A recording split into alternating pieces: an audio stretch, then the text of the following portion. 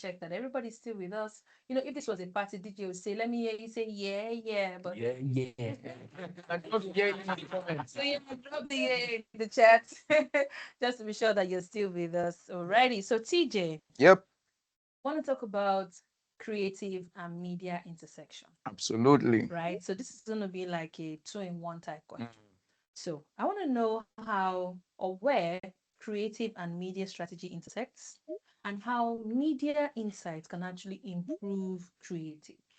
Great. So I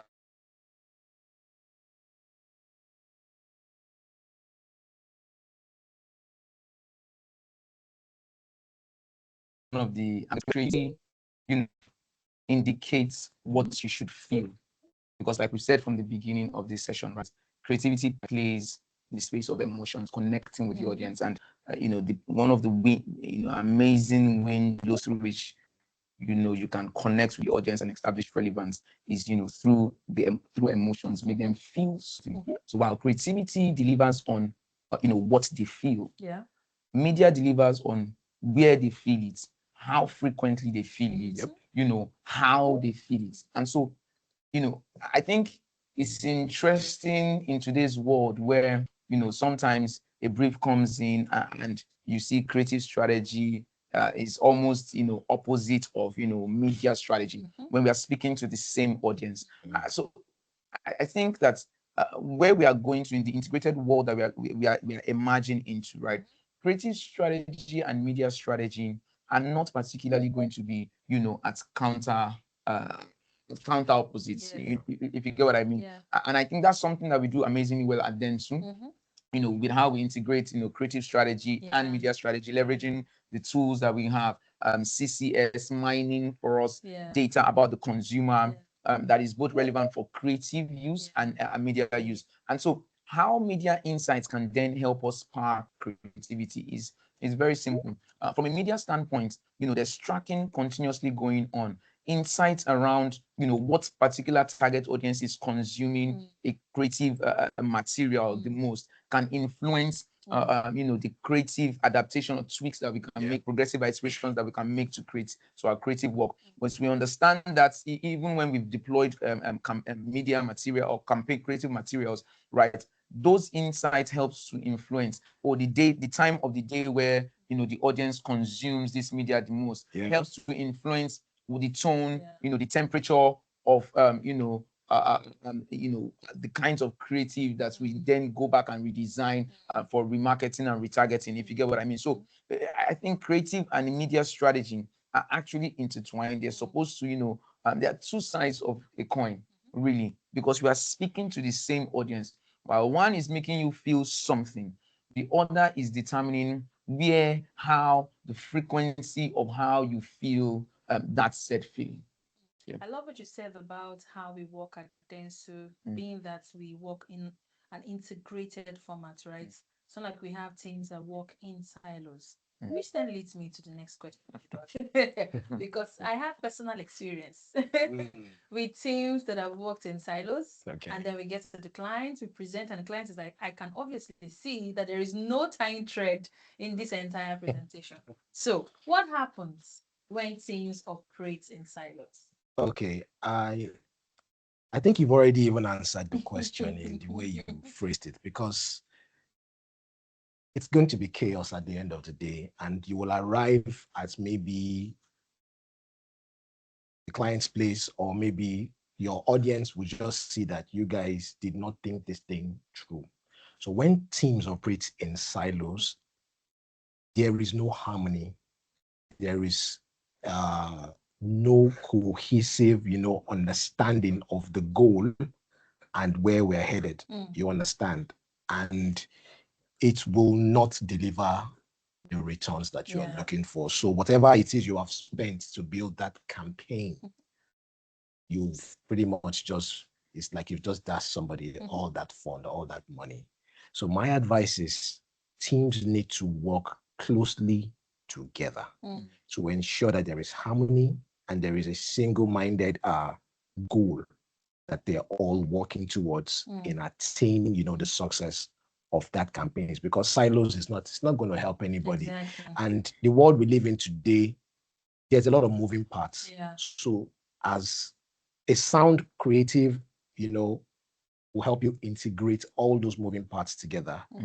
And with that, you'll be able to optimize where necessary, learn about, okay, the different spaces. So you come with your expertise, and then we look at it together, and then we understand, okay, how we build with it. I will build around it to get the result that we're looking for.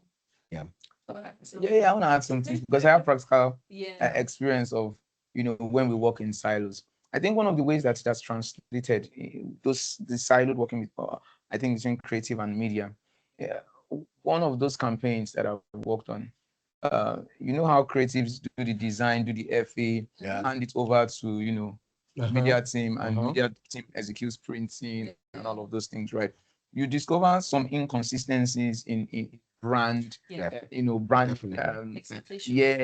the CIUs, the logo is stretched. Adaptation for the different Exactly. sites. Yeah. Now, when there's integration, like Luak has said, right, it helps to close some of these gaps, so that there's smooth transition between creative to execution. Exactly. Because our work really is not done from a creative standpoint until the deployment and even feedback coming back here to tweak and all of. So we are involved in the process till the end, and so we must hold our hands along that journey. Yeah.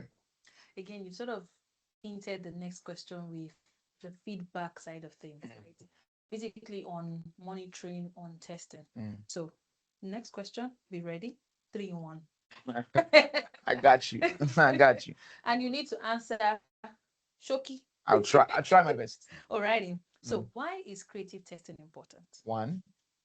What are the metrics for measuring the relevance of this creative testing? Okay. And how should brands approach creative testing? Okay, so let me start with why. Yes. Right. I think the world that we live in today, and the I think the privilege that digital affords us, right? It means that it's counterintuitive not to even run tests, right? Traditionally, there's the A/B testing that happens before creatives are deployed, right? And so, way back, you don't get feedback until probably the end of the campaign and the likes, right? But what we have with digital, right? In a week, in a day, you can gather enough data, right, to track to see the performance of whatever creative has been deployed, enough for you to go back and make adjustments. So that's the why, right? It means that we are able to quickly go back, right, ensure that we are delivering on ROI, ensure that our creative is effective. There's no excuse anymore to say, oh, we've deployed it, we can't come back to revisit the concept or make tweaks and adjustments based on what we are seeing in the marketplace. So that's the why. I think the second question is, what metrics, right, are relevant for measurements? I think depending on what the objective of the campaign is, right? If it is an awareness campaign and you're looking at, and you deployed mostly video content, is it a watch rate, view, watch time, view through rate, completion rate, and the likes. If you're thinking about things like brand lift, brand metrics, right? You are looking at recall, consideration. You're looking at the more traditional marketing funnel. If you're looking at gauging emotional response, you are doing sentiment analysis. So there are a bunch of metrics, right, that helps us to track as we go in our creative, execution, right? And I think the final question is, how should brands track? I think I've already identified some of them. Again, test multiple hooks. I think this is the point where brands are at liberty to experiment, right? Because again, things, culture is evolving even as we are creating, and so to keep, at pace with culture, we need to continue to test our creative, and if there's any change in cultural dynamics, right, you go back, you check the emotional hook that you built your campaign around, you check some of the copy, you alternate visual styles, right, and the likes. And so I think from the why to the what to the how, I've been able to cover in Shoki, right?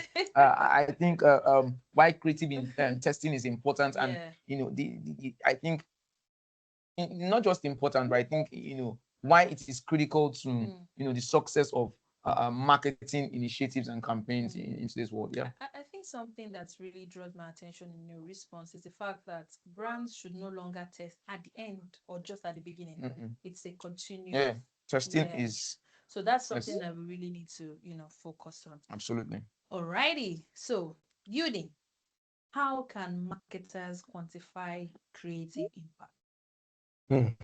How? So the answer to that is actually really simple, and it's by just tracking how people respond to, your brand. Yes. Your communication materials, your marketing, experiences. Basically, you need to track every single thing to understand. Okay, the efforts that has gone into it. What's the return on all of those efforts now? If say the material you put out there was to drive sales, did it sell? Did it increase? Did your number, did it affect your bottom line? Did it affect your numbers? Did the campaign actually do what it was supposed to do, which is increase the sales?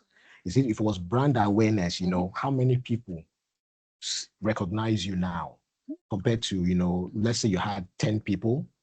Now, how many people recognize you? Is it 100? Is it 1,000? So you need to track that. You need to see, also check how people are responding to your messages. And with one of the things TJ has even touched on, the good thing about the digital age is you can actually go live and then test and then tweak. You understand? So it's a beautiful, for me, this is one of the best times, to be in this, business of marketing, of ideas, of creativity, and all of that. You understand? So it's very important that you measure everything. You measure the impact that your creative is having out there, on your audience. So if it was engagement you were looking for, how many people got engaged by the exposure of that material to them? And if it is conversion, how many people have become your disciples? How many people are advocating for you? And the ultimate one, which is the of them all, return on investment. Money.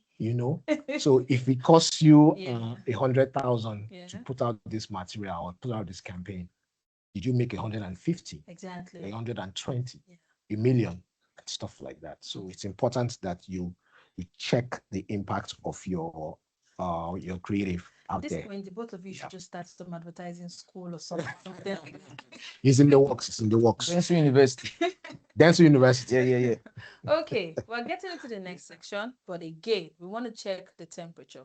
If this was a party, DJ will say, "Ayebo."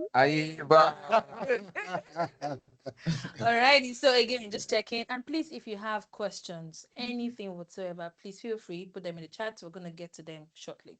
So we're moving into the elephants, not even in this room, in the world today, right? And I can already assume that everybody knows what I'm talking about. AI. Yep. Right? So TJ, can you tell us how AI is changing creative development? So I choose to focus on the positive because there's a lot of panic out there, right, when it comes to AI. And just to quickly address to some of the negative, the panic, right? One of the key things I tell creative people is when the industrial age began, right? A lot of craftsmen's jobs were threatened, but because we could produce things at an industrial level, right? T-shirts, you could now produce it at an, so a lot of people were threatened.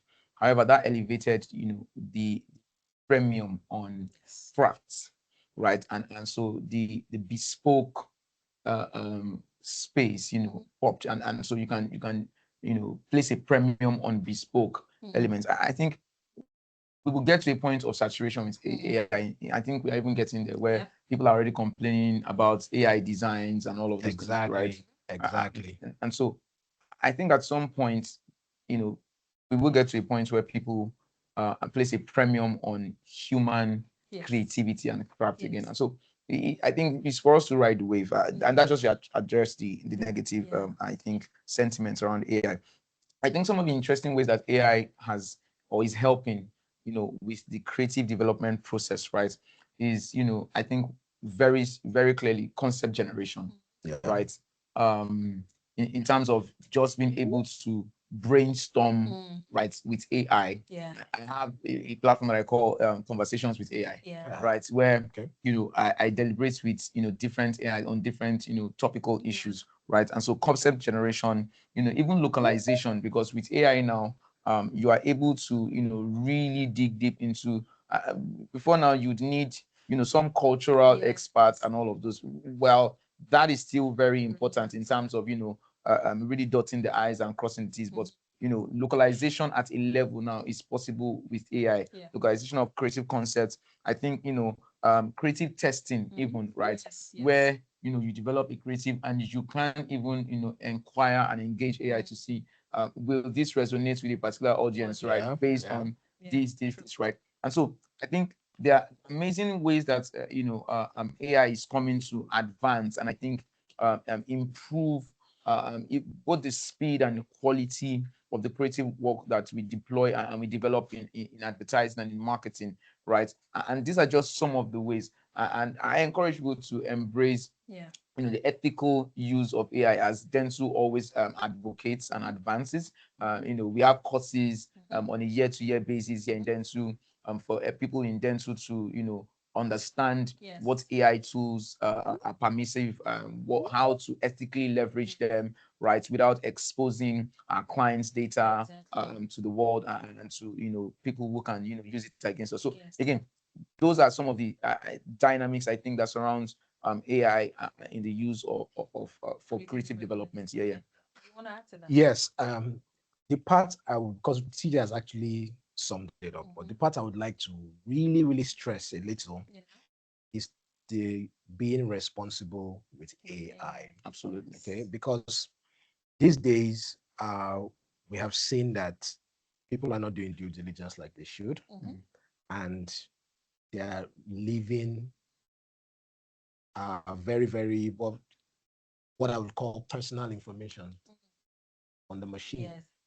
Information that should not be there. So I think more people need to be aware on how to use AI responsibly so that they don't expose themselves to things that they will not be able to control in the long run. Because absolutely, always remember the machine is learning and it's understanding. And then there are also people who are using those AI platforms that you are using. And then if you put out data that you don't need to put out there, and then AI is going to share with them. AI shares it with share with everybody. It's everybody's property. It's what it's fed that it gives out. Understand? So there is that need for us to be very, very responsible in how we collaborate with the machine. Absolutely. To get the results that we're looking for. Alrighty, so we're gradually getting to the end of our own questions, right?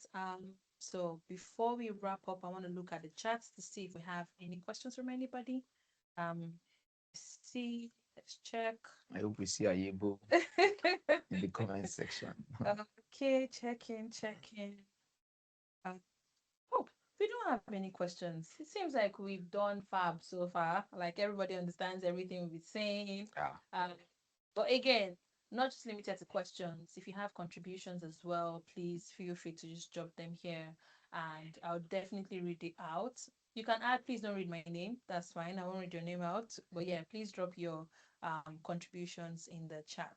So I think my final question will be, we've given out quite a number of information, knowledge, thoughts, perception, perspective, right?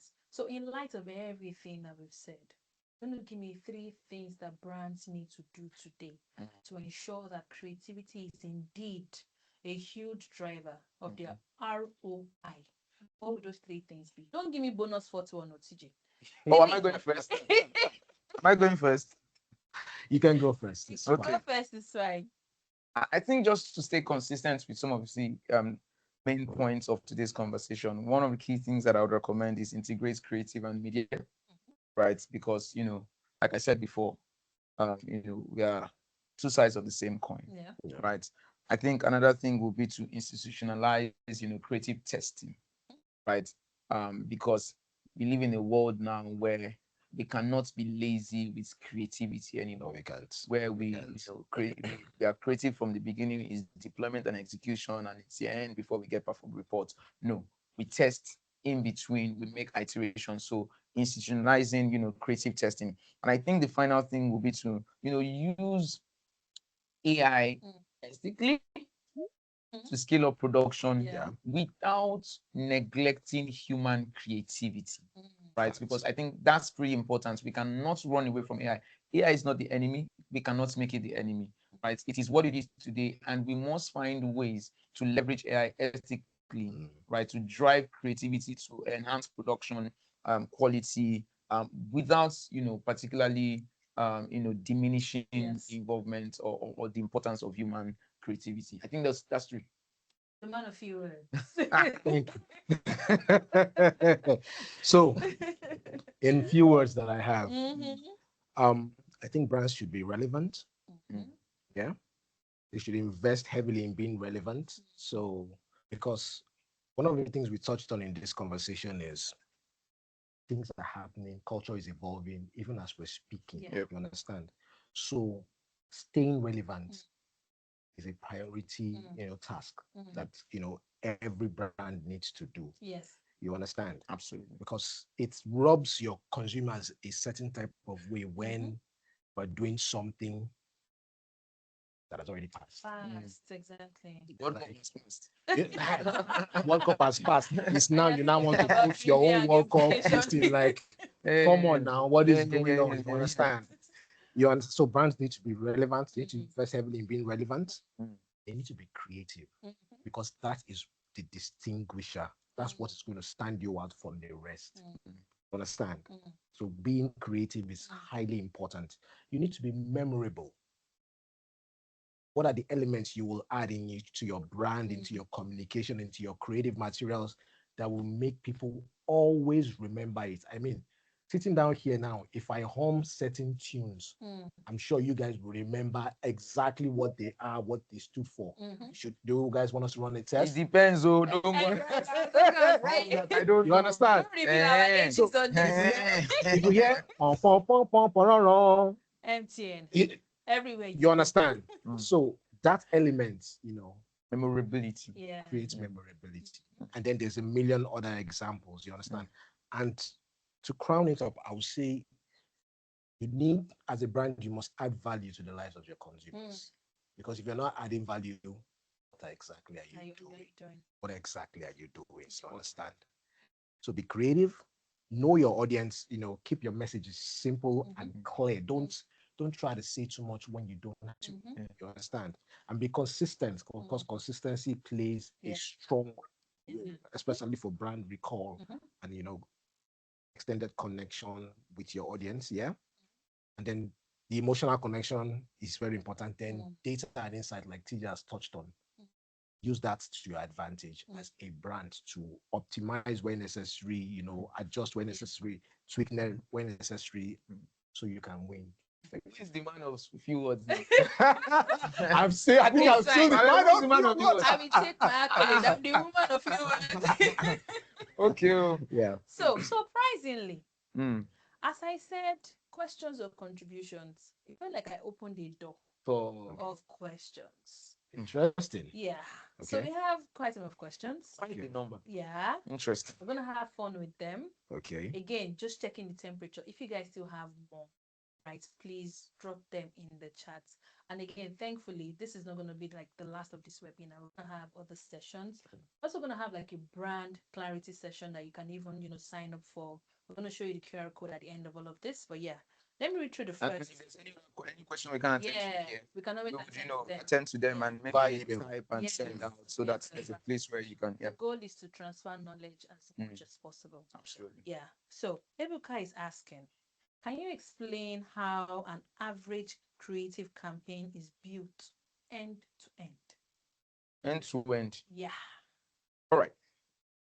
An average creative campaign. Average joke. So I'm going to leave it as average. Exactly. Right. That's the quantifier. Now, so we'll play with assumptions here. Yeah.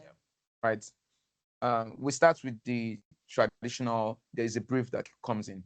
typically that's not the only way that a creative, a campaign initiative kicks off, but the brief comes in, right?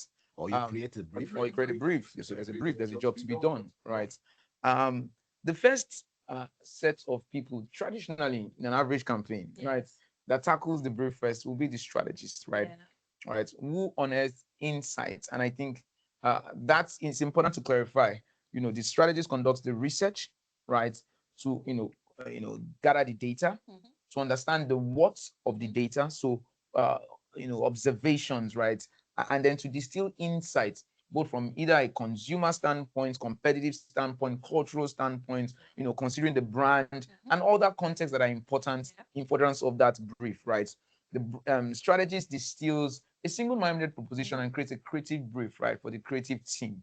And the creative team takes it off from there and distills like a funnel first, and then an inverse funnel follows. So the strategist from all the data distills to single-minded propositions that help to set the strategic direction for how to tackle that problem. Creates the perspective, the lens through which the creatives then create, right? And so the creatives take that single-minded proposition and then further expands it, right, considering the target audience and the insights that have been allocated from the strategy, right, to define what channel, right, will be most effective, what story, what insights, really, what story should we tell, what visual, how should we express this, right, and what kind of engagement and activities should we develop, depending on whether it is a 360 campaign, the digital campaign, an experiential campaign, whatever it is, in furtherance of whatever the brief is. The creative team, the content, we bring the content, copywriters, the designers, they all come together, right? And even the media team, like we've established before, like we do in Dentsu here, typical of us in all pitches where, the strategies across all of our different businesses come together to create integrated strategy, such that the creative team and the execution team from the media businesses, right, then execute an extensive, rollout plan for how we should deploy, what we should deploy, when we should deploy, and the likes, right? So, in a few words, addressing what is to be an average campaign, this is typical, right? However, like I said before, the caveat is that there are other things, there are other dynamics that come to play, right, within this creative and campaign building process. But I hope that is satisfactory for now. Yes, I hope so, Ebuka. But if you have more questions again, we can always meet in the brand clarity session that will be set up. So, Yudi, next question. What can be done with the issue of creating and coming up with visible ideas to scale a brand, but the brand is limiting themselves to what they know and what they can do? The creative that typed this. As you would guess. Okay. So I don't know the name of whoever asked that question. A person. But a person. That's fine. So a person. I'd like to let you in on something, and this is a battle that even we in the creative business, we have to deal with every day. But there's something that I've come to realize, and it's something I've been teaching also my team here at Dentsu, and it's how to be relentless. If an idea is good and strong enough and it will help save a brand, and the brand is limiting themselves, sometimes you need to be patient with that brand, because maybe their goals at the moment is not, what that creative is offering. So you might maybe need to exercise some level of patience. There's a level of hand holding too that goes into this thing, because sometimes you might need to hold them, take them by the hand and walk them to where, they will be able to see what you're offering clearly.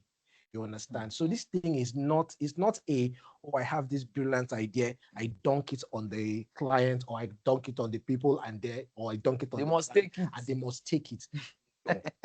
Sometimes it requires patience, it requires resilience, it requires going back maybe 5-6 times to represent that same thing until they green light it and say, you know what, let's do this, Yeah. and then find the success in there. Yeah, shipping very Of good. course. Yeah.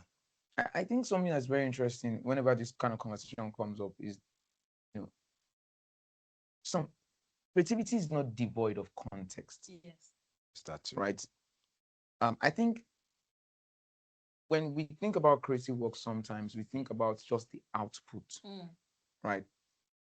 There's creativity also in understanding the client's context, Yes. exactly. the life stage that the brand is at, Yeah. right?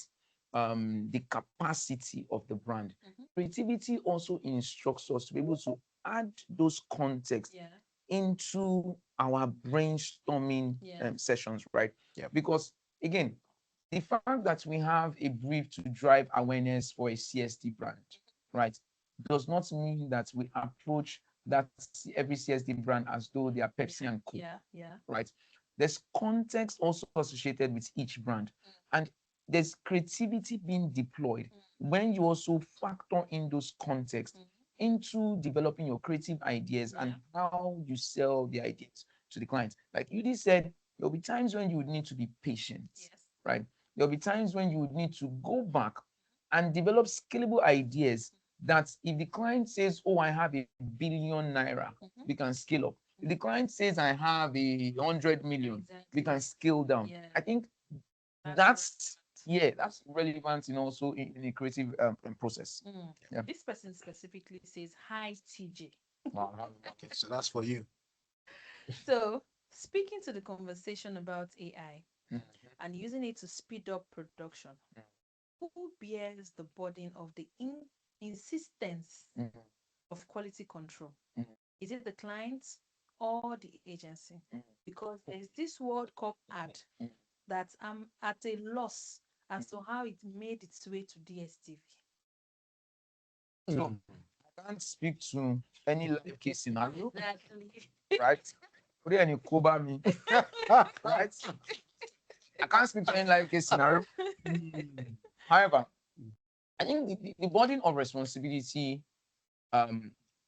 still very much lies on the agency, right? Because the client has come to us because we are subject matter experts, Exactly. right, in this field. Yeah. If the client was confident in their ability to create, and all of that, right, we will not have the business, right?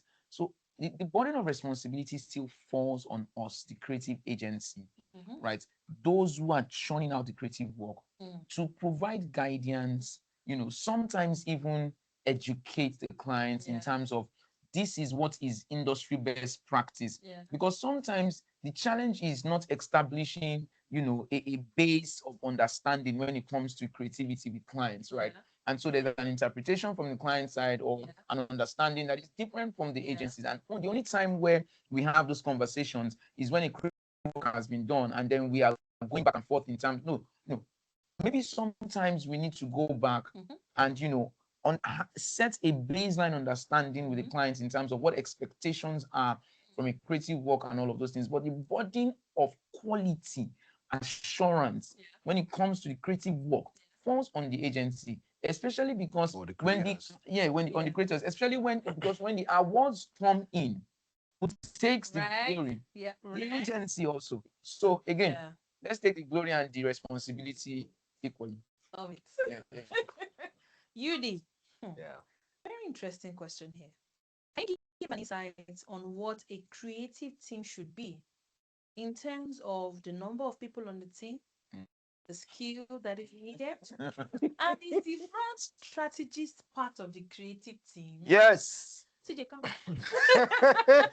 If people want to rage bait my guy. Okay, I'll start from the bottom. The brand strategist is an integral part of the creative team. Yeah. Because you see the distilling of the brief to the point where you have a single-minded message or a proposition or a theme that you can now get creative with. That's the job of the brand strategist. And if you have a brand strategist who does that very well on your team, you are well on your way to having fantastic creative outputs. That's just the You just truth. made his shoulder pad. Oh yes, I'm happy to It's make the it. responsibility that we hold. I'm happy to make it grow bigger. We take You our, understand? it's Then, like we take our when it- responsibility very strongly. When it comes to the numbers, yeah, in today's world, we have one-man moguls. Yeah. Well, that's what I like to call them, but people who sort of like have the ability to do multiple things. However, the reason why I don't really lean, on that ideology or that strategy or that format for a team or for a creative team is because there's only so much that one person can know and understand based on his experiences, his environment, and stuff. You have more people on the team, the experience is richer. You understand? So the nuances, the understanding, that will come from different people's perspective, the perspectives you get to see is more.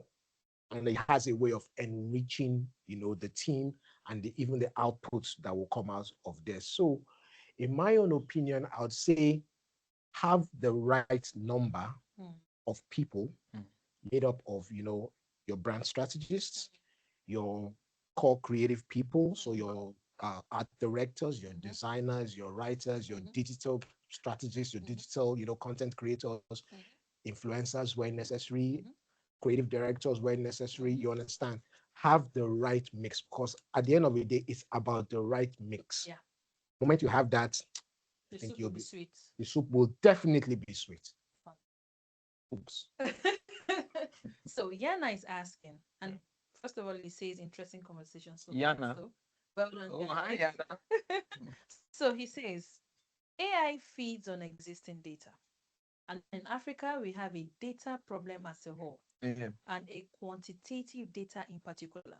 Mm. In both your experiences, how do you then navigate these parts to ensure you are not getting generic surface level or stereotypical data points? Or do you just take whatever and just rely on your cultural understanding to vet a different path? Both of you will answer. So I think that there's no one size fits all. So when it comes to using AI, especially for research, because again, that's the reference point here. AI does not solve our problem. Fact. AI is not, and I don't expect from a strategist point of view that AI is the only tool that you leverage for your research. Yeah. Right. Before AI, even though we had the issue of data in Africa, right? We got creative with data gathering, right? And there's been amazing campaigns that have been done over the years. Yes, we can do better, right? Especially with better data collation, data processing, and all of that, right? But AI should only be one element in your research portfolio. And then even when you use AI for research, right?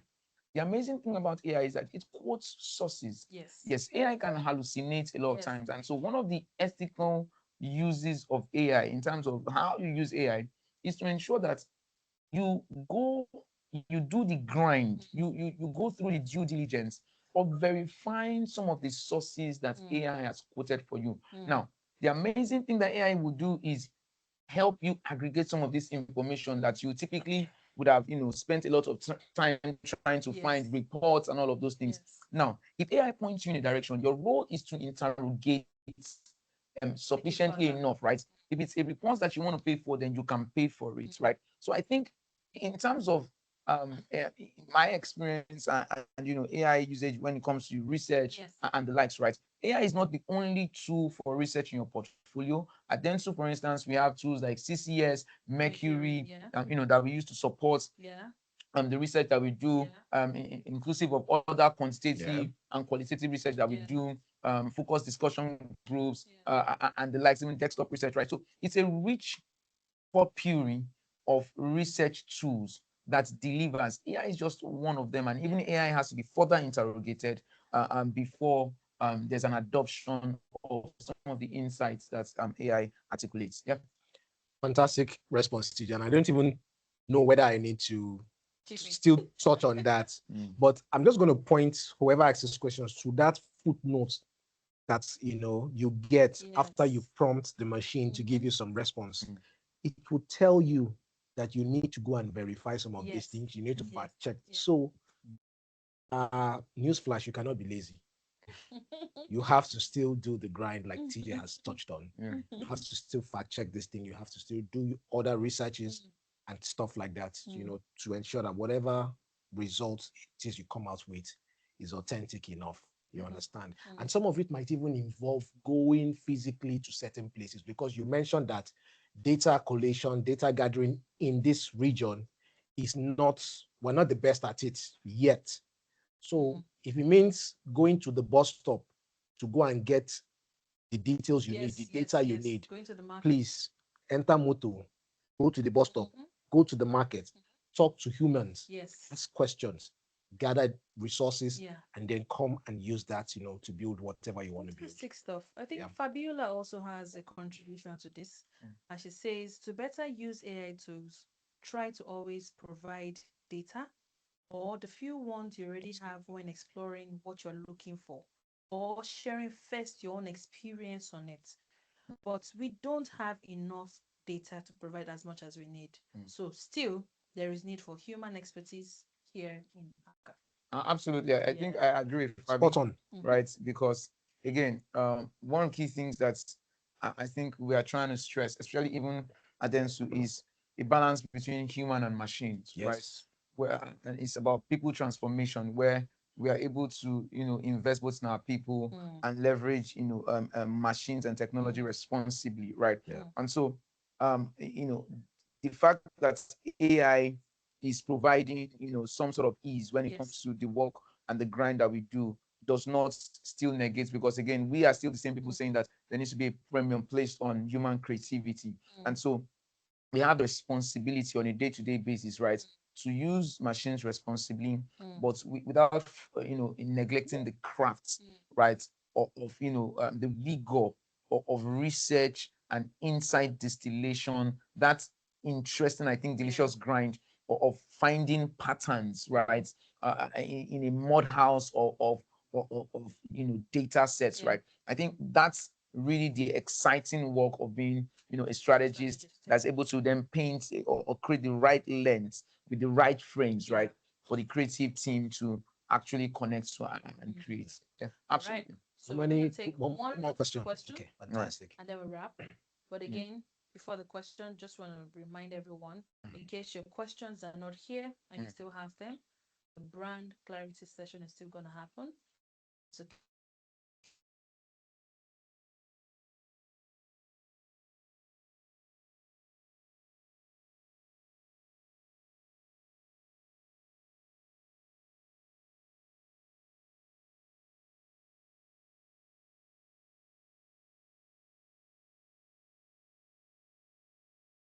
not just awareness and retention, but conversion and adoption is still very hard.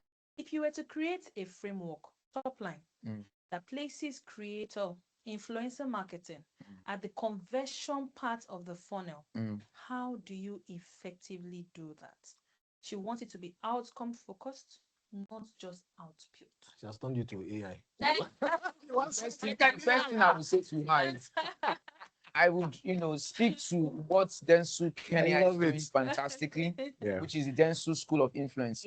First of all, I would recommend that you go and study, what Dentsu is doing. I won't give you everything here, so that you can go and study what the amazing team at Dentsu Kenya is doing with, Dentsu School of Influence, and how, there's a passion there for, I think, investing in the creator economy, such that, we move away from empty influencing to actual value creation through creators.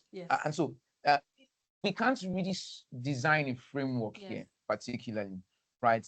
But I think something that is important is this, right? When it comes to leveraging creators, right, understand something very interesting. Creators create to passion points. They attend to interest areas. So you have creators across different interest areas and passion points. One of the challenges that brands have today is that they are looking away from those interest areas to creators who have numbers, right? Where believability is lacking, where there's actually no truth, no authenticity to the leveraging of creators, right? I think one of the key things, amongst many other things, again, we are not what we are saying here is not the end of the end, right? But I think something that you must consider when you are thinking about creators, how to leverage creators today as a brand, is to understand who are the creators that are creating in spaces that are relevant to my brand, that my brand has a right to play in, right? Exactly. Because that connection needs to be authentic and organic first. Because you are selling to certain set of people. If you go to a creator because of numbers, they will deliver numbers to you. However, what we are discussing today is creative effectiveness, not just the fact that, oh, there's reach and all of that, right? But that it translates to results. And in order to translate to results, there's many steps that you need to, get things right. But this step, I think, has to be gotten right, where you select your creators or your influencers or whatever it is, right? Based on those that are relevant to the spaces that you have a right to play, right? And then, other, I think, elements. I think you can speak to some other things, but Okay. I think that's very important for me. Thank you so much, TJ. Yeah. If I'm going to simplify it, I'm going to use this example. When you have a car issue or an issue with your car, who would you believe? Is it your mechanic or just some random person on the street? Or is it your brother who doesn't know, anything about a car? He's your brother, yes. You love him, yes. He's influential, yes. His family, Or a farmer. but he's not a mechanic. Exactly. You would believe the words of your mechanic over. So, aligning with what TJ has mentioned, it's important to understand what your goal is. And then who are the influencers that are aligned with that goal? You understand? And then use them effectively to get the results. Because this thing about, how many followers does he have? It's not the best matrix to quantify vanity. you understand? And also, how does it come to my You understand? How does it connect to your audience? So if I'm going to run a campaign for sunglasses, and then I'm using people who don't wear sunglasses, it's not believable. But they have not large numbers. It's not believable. You understand? And it's as simple as that. Understand your audience, understand your mission, and then tailor everything to get the results that you want. Yeah. This has been a robust over 1 hour conversation. Over 1 hour, okay? Yes. So Thank you so much, guys. Thank you so much. Thank you for having us. And I'm sure that every person that joined learned as well. And like I have said in like the previous times, again, we have a brand clarity session that we're setting up. It's a QR code on the screen. Please scan. Feel free to send in your questions, your thoughts, your contributions. Want to have a one-on-one with any of these amazing gentlemen here, you can always do that through that QR code, right? And also feel free. Again, Dentsu is quite open. We have quite a number of tools that we use, so it's an opportunity for you to even learn CCS, Mercury, Dentsu Influence, quite a number of them, right? So thank you so much, everyone, for joining. See you on the next one, because there's definitely going to be another webinar. Right, I'm going to let you know when that's happening, so get ready with your questions and also get ready to share with us as well. Thank you, guys. all right. Great to be here.